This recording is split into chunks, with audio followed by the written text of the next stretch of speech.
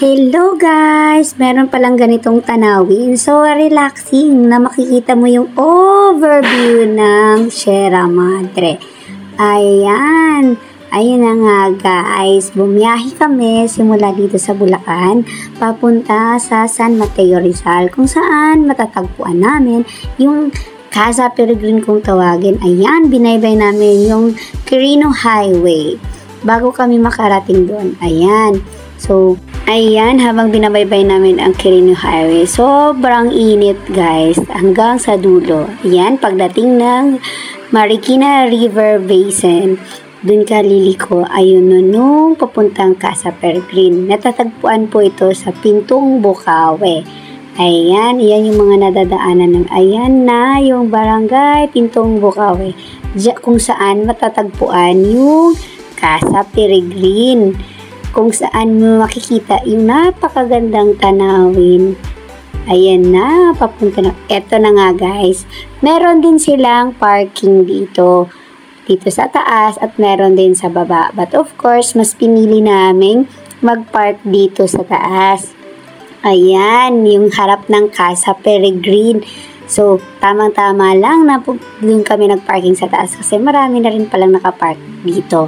So, ang entrance po niya guys ay 50 pesos yung sa adult and 30 pesos naman sa mga bata. And take note, sobrang niya, ganda niya dito. Pet friendly din po siya. So, kahit ilang aso pabitbitin nyo dito po pwede siya. Ayan, ang lakas nga ng hangin guys. Ayan nakikita nyo yung tree house. Diyan kami kakain at habang kumakain, makikita mo yung napakagandang tanawin. Tingnan nyo guys. So, hindi lang yan yung makikita nyo. Ayan din yung restaurant nila.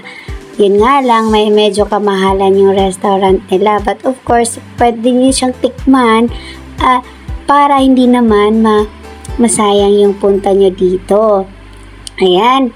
Ayan yung overlooking niya. May pa-heart-heart pa. So, sobrang nakakabusog sa mata yung overlooking ng bundok ng Sierra Madre. And of course, sayang-saya ang bata, Joey is in the house. Sama yan, of course.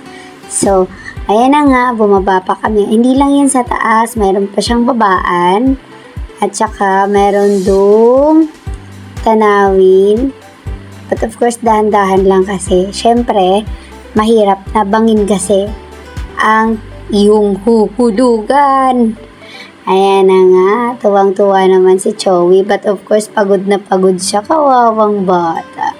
Pero syempre, dahil mainit na kaming pumunta, hindi namin naabutan yung Sea of Clouds. According to them, pag alas 5 daw po, ay makikita nyo yung Sea of Clouds. Yun talaga yung dinadaya nila dito, yung Sea of Clouds. But kami, dahil hapon na kami or tanghali na kami dumating, hindi na namin naaabutan ng Sea of Clouds. Ang pinunta na lang namin ay matikman ang kanilang mga pagkain at kumain dun sa tree house. Ayan, so nag-order nga kami dyan. Dyan din kami kumain. But of course, marami pa kaming pahinga dyan. Ayan, enjoy nyo lang yung view ha. Ayan nga yung tree house. O, tingnan nyo guys, yung batang si Joey ay pagod na pagod. Oh, kawawang bata naman. Tingnan mo yung itsura. Ayan, pagod na pagod. Kawawa, galing biyahe pa yan.